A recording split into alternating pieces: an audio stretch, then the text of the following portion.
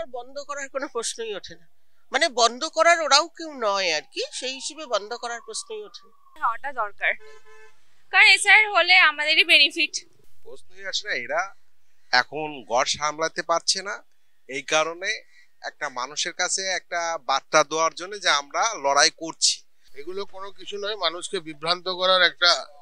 SIR কেন বন্ধ হবে? এসআইআর যেরকম চলছে চলবে, এসআইআর বন্ধ হওয়ার কোনো কারণই নেই।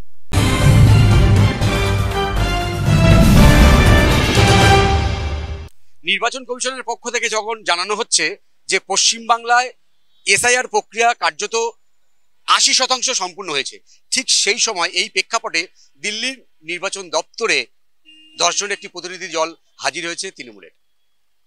এবং এই এসআইআর প্রক্রিয়া কি তাহলে বন্ধ হয়ে যেতে চলেছে? এই প্রশ্নটা কিন্তু সামনে আসছে। ঠিক এই প্রশ্নের উত্তর খুঁজতে আমরা যাব সাধারণ মানুষের কাছে, শুনবো তারা কি বলে। এসআইআর কেন বন্ধ হবে? এসআইআর যেরকম চলছে চলবে, এসআইআর বন্ধ হওয়ার কোনো কারণই নেই, কারণ সবকিছু ঠিকঠাক আছে, সবকিছু যেরকম চলছে চলবে।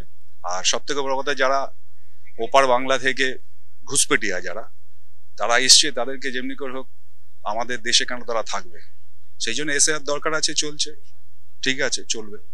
তৃণমূল যে চাপ দিচ্ছে নির্বাচন কমিশন, তৃণমূল চাপ দিচ্ছে, তৃণমূল কখনো তো এরা এক এক সময় এক রকম, 2005 সালে একরকম বলে, 2025 সালে গিয়ে আরেক রকম বলে। তাই এদের উপর বিশ্বাস করে তো মানুষের চলা উচিত না। প্রথম কথা হচ্ছে, যারা কিছুদিন আগে এক কথা কিছুদিন পরে আরেক কথা পাল্টে যায়, তাদের মানুষ বিশ্বাস করবেও না। আর যেটা চলছে মানুষ সব বুঝতে পারছে, সেটা 2026-এ ঠিক প্রতিফলিত হবে। তৃণমূল এর আগেও বিভিন্ন ইস্যু নিয়ে বহুবার দিল্লি গেছে, এগুলো কোনো কিছু নয়, মানুষকে বিভ্রান্ত করার একটা ওদের চক্রান্ত বলতে পারেন। গোটা বাংলার মানুষ জানে, গোটা একটা সিস্টেম, যেটা দেশের সিস্টেম, যেখানে সুপ্রিম কোর্ট বলছে যে নির্বাচন কমিশন 100% তার সংশোধন করতে পারে ইলেকশনের সব যে আমাদের ভোটার লিস্ট আছে, তাদের দায়িত্ব, এটা স্বাধীন সংস্থান। সেক্ষেত্রে এইসব ভাইপোর বা যে আন্ডারে যে টিম গেছে তাতে কোনো কিছু হবে না। যেরকম এসআইআর চলছে চলবে, 9 ডিসেম্বর প্রথম যে খসড়া বেরোবে তাতেই বোঝা যাবে আগামী কি ইঙ্গিত দিতে চলেছে। প্রশ্নই আসে না, এরা এখন গড় সামলাতে পারছে না, এই কারণে একটা মানুষের কাছে একটা বার্তা দেওয়ার জন্য যে আমরা লড়াই করছি। কিন্তু এসআইআর কোনো সময়ও বাদ হবে না। মানুষ 80% মানুষ বুঝে গেছে যে না, এটা ভালো হচ্ছে, যারা রোহিঙ্গারা আসছে এটা তো আমাদের জন্য ভালো করছে। এটা সাধারণ জনগণ একদম পিস টু পিস ভালো বুঝে গেছে যে বিরোধী যারা আছেন তারা মিথ্যা প্রচার চালাচ্ছে, আর কোনো কিছু না। হিসাব তো হওয়া উচিত, আমার বন্ধ হওয়া উচিত। হ্যাঁ,